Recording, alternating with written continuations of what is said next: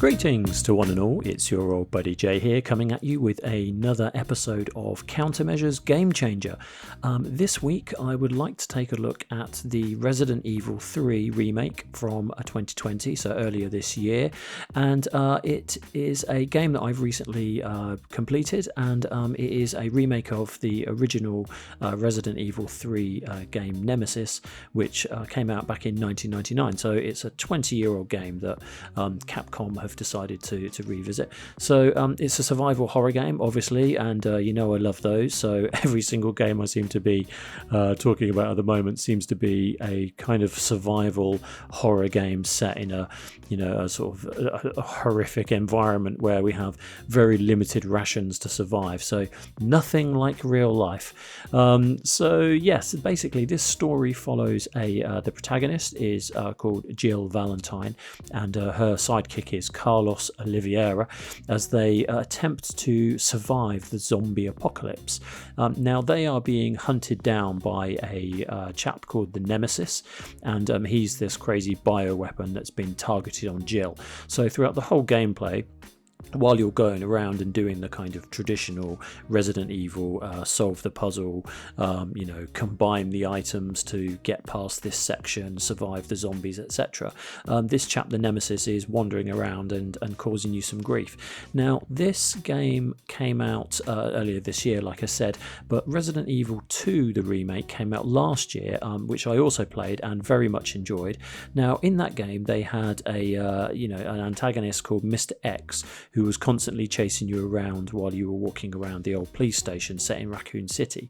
Now that was really scary because he could pop up at any moment and any time, so the whole time you were playing that game, aside from everything else that you were having to do in order to progress, so finding items to open, keys to open doors and finding items to open puzzles and things like that, he was constantly popping up every now and again just to give you some grief, so the tension was very, very high. With this game, they obviously decided, well, Resident Evil 2 did really well.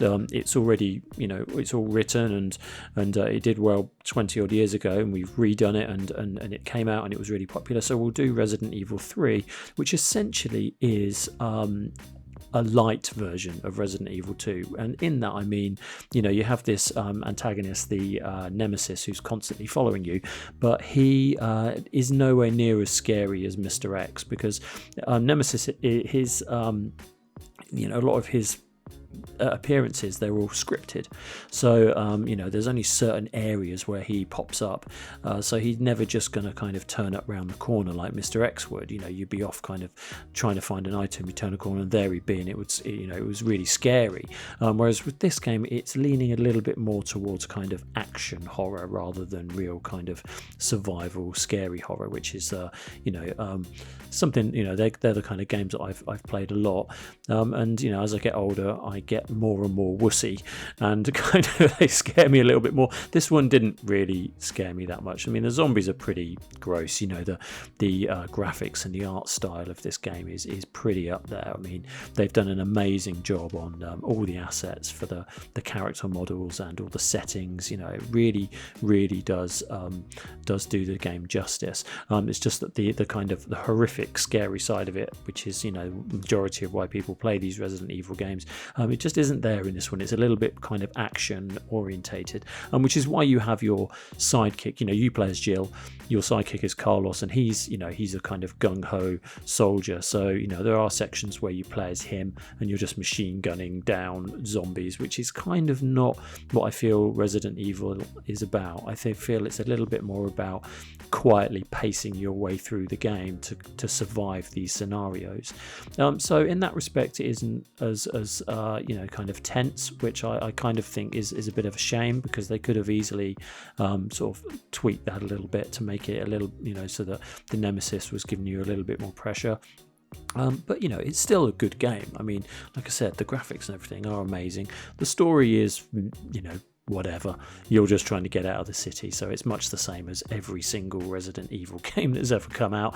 It is good. There is a online multiplayer mode, which I'll talk about in a little bit. I haven't really played too much of that, but mainly because it doesn't really, the reviews and things that I've watched about that just don't really, do it justice, and I don't really think they should have tagged that on.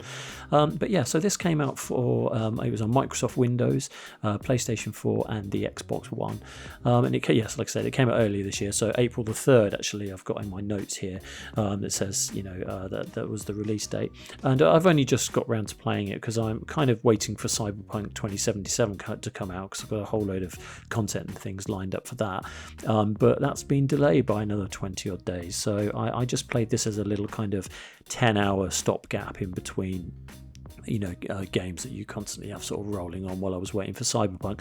And now that's been delayed, I just thought I'll do a little review on this, and I'll probably switch over to something different.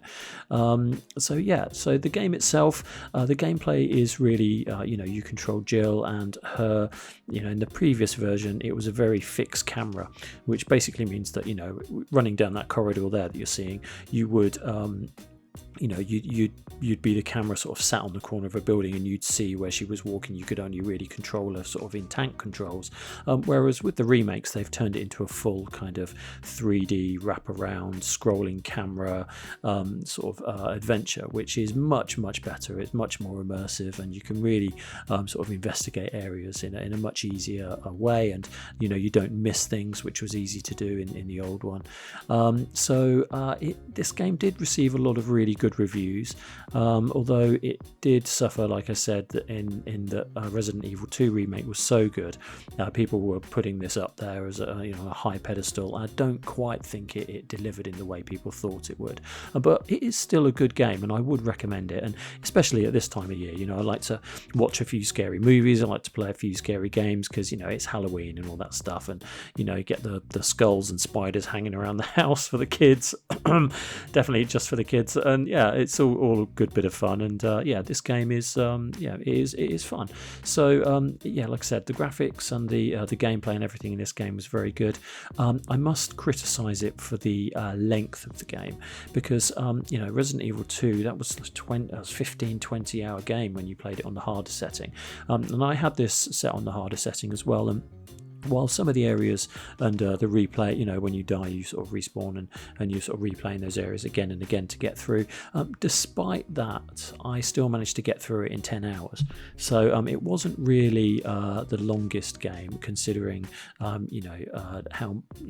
much is going on. They could have sort of stretched that out, add a few more sections. I think there were a couple of levels in the original one that weren't in this one, that they probably could have tagged back in. But but again, these teams that are building all of these games, especially Capcom, they've got loads of other stuff going on at the moment. They were just looking to kind of feed the fan base, get a quick sell. So I would say that this probably shouldn't really have been a standalone game in its own right, and probably really should have been treated as DLC for Resident Evil 2. But obviously it is a throwback. It is playing on that kind of nostalgia, and all the branding and everything that surround this game do just that. Now, I have noticed in the logos that for these games that are coming out that they're emphasizing the R and the E in the Resident Evil logo, which is something that they've started doing with a lot of the later games, and now they're backtracking and doing all these remakes. They're starting to pull the whole kind of thing together, because let's face it, the original Resident Evil game was just a guy wandering around a mansion fighting zombies, and there are the occasional sort of boss fights that will pop up. The lore behind it never really existed, and all they've done is every single time a game comes out, they make up a whole load more of crap that just contradicts and doesn't really fit the timeline in any way whatsoever. Exactly the way, which is part of the reason why the films with Mila Jovovich, I think I said that right, why those films are so bad, because one film doesn't match up to the next one. It doesn't match up to the next one. There's no feeling of sequence or kind of time back to any of the previous stories, and they just keep rewriting it, and I think it definitely does suffer because of that. But as a game in its singular own right, if you ignore everything else, the story's fine. I mean, it is what it is, but we're not going to be winning any Grammys or any awards for this, but maybe not Grammys, but I do think, actually saying that, the music was very good in this, and that is something that the games do have that's consistent between each one, which is that the soundtracks that accompany these are always really, really good. I do always think that they do really, really great job of putting these the music together, etc. It's all very atmospheric and really feeds into it. And when you're doing various boss fights, it does kind of raise the tension a little bit, albeit not really that scary, but certainly makes it more action orientated. So yeah, shout out to the composers, who are Kota Suzuki and Asuza Kato. So definitely not British, but yeah, possibly they are. I mean, who knows? But I would err on the side of not. And yeah, so they big shout out to those guys, because the music is really good. Obviously, the designers that are sort of get the recognition for this game are Masanori Kamini and Takashi Ishihara. Now, they've been involved with the Resident Evil series for a while, so they always get the kind of shout out for the kind of art direction of these sorts of games, working out the structure of the sequences, etc. But let's not ignore the hundreds of other people that are involved with building these things, because it takes a lot of work, a lot of designers, a lot of creatives, a lot of animators, all kind of pull together to really make these games as atmospheric as they are. So as much as the game, like I keep going back and saying, it isn't an absolute 10, which it could have been if they'd have really gone for it, it's not to say that it hasn't been a lot of hard work, and all of that hard work is definitely justified. It's very very, very good work. And so the lighting effects and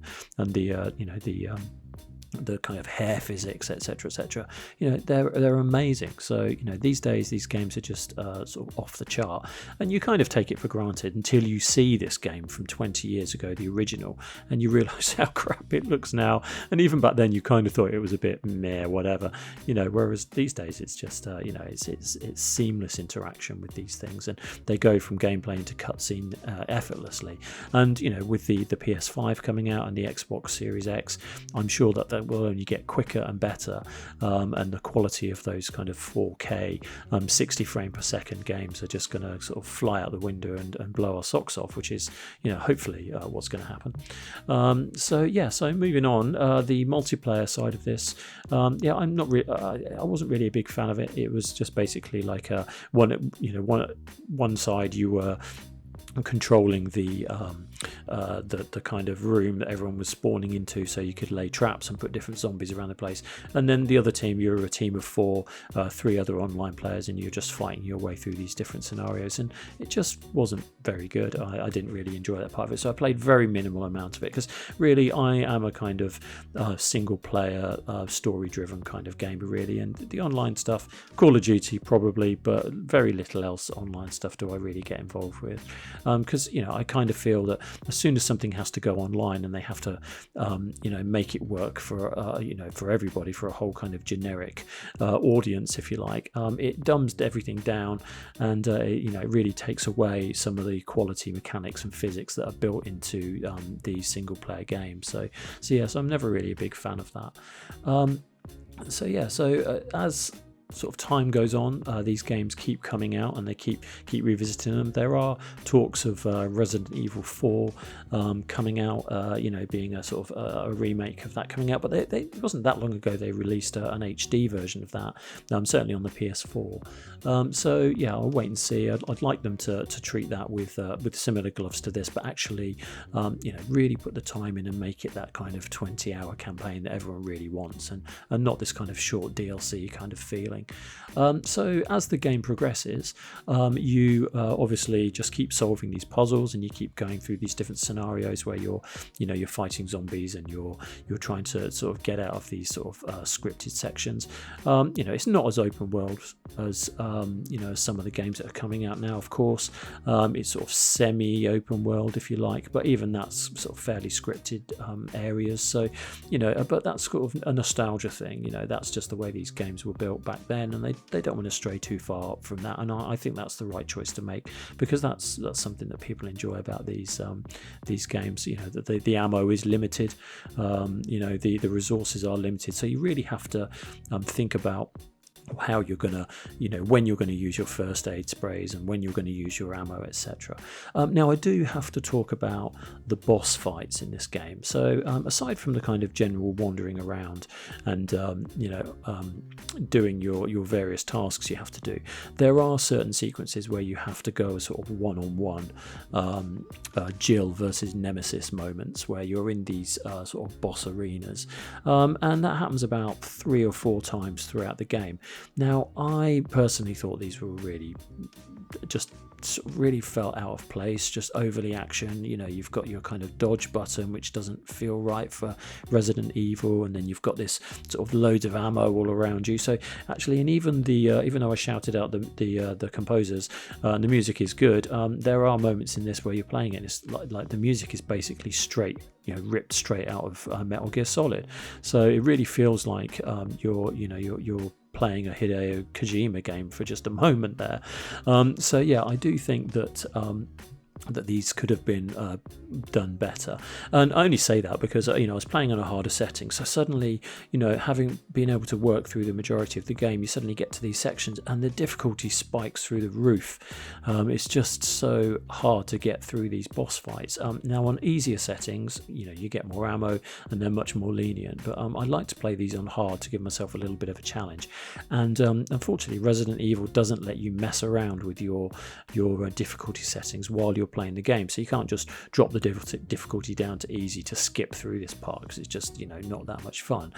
You're fixed on the hard difficulty, which is quite rightly so. You could argue you set it up like that, then complete the game like that. I just found it really, really frustrating. I also found that if you play something like Dark Souls, you learn how to kind of react to bosses' certain movements. You start learning the patterns and the sequencing of how these fights are put together. With this game, I did learn all the patterns and sequencing and went over and over just trying to defeat this boss, and kept dying and kept dying, and I was just repeating the same thing again and again, and then I just randomly did it once and it worked. And I feel that that's because rather than try and work out a different kind of set of moves for the characters to sort of fight against each other and to kind of overcome, they just decided that sometimes his the Nemesis's energy bar will be really high and sometimes it'll be really low. So it's just luck of the draw what you get on that particular round. And yeah, I just went through it about 20 or 30 times, that particular fight in the arena, and eventually I just won because I just kept doing the same thing over and over, and eventually it just pushed me through. So I'm not quite sure what's going on there. It just wasn't all that good, and that's the same for all of them, and the end boss fight as well. I think they all kind of top and tail these various sections and places that you're going into, but I don't really feel like they give them, they're really necessary. You could have just had 1 or 2 and just made them a little bit more scary. It's just all a little bit too much action for my liking.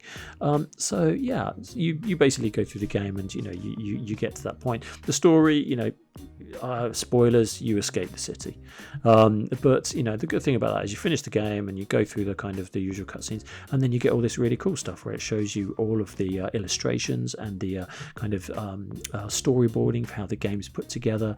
This really interested me. Obviously I love comics and I love design, so looking at any of this stuff, when you're playing the game and once you've completed it, you get access to this kind of thing, or as you're playing, it really, really interested me, and I thought they were really, really well done. It's interesting to see how such small segments of the games have such huge amounts of thinking behind them. I mean, we won't talk about Carlos's hair, but I did think that the game as a whole was pretty good. So I think I've probably rambled enough. I mean, I must be approaching my sort of closing statements now, whatever you want to call it. So I would recommend you play this game. I think it's a good Halloween game to play. It's not really that scary. It's crank it onto the hard difficulty because it does make it all a little bit more worthwhile, even though those boss fights are a bit frustrating. But hell, I might just not be very good at them, so there is always that. Now I think having sort of played similar games to this, like Resident Evil 2 and a lot of survival horror games. I consider myself a bit of a connoisseur of the old survival horror, if I don't mind saying so. So I think I am going to give this a 6 out of 10. It is good, it is fun. It's not worth the £40 or £45 or whatever it was that was on the PlayStation. I think you can probably get it for cheaper now because it's been out for a little while, so you can probably get it for like 20 quid, especially around Halloween. They do a lot of discounts. So I would recommend you play it. It's a 6. It's an easy throwaway. If you've got kind of 2 or 3 weeks where you're not really doing much, you could just play this for an hour every now and again and get some enjoyment out of it, and that's exactly what I did.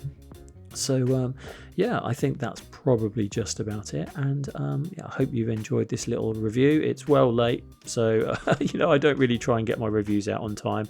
There's just no point. I've got too much stuff going on and it never quite works out. So for the people that are listening and watching to this and have lasted to this point, I say thank you very much, and there's nothing more to say except be good, stay safe, and be kind to one another.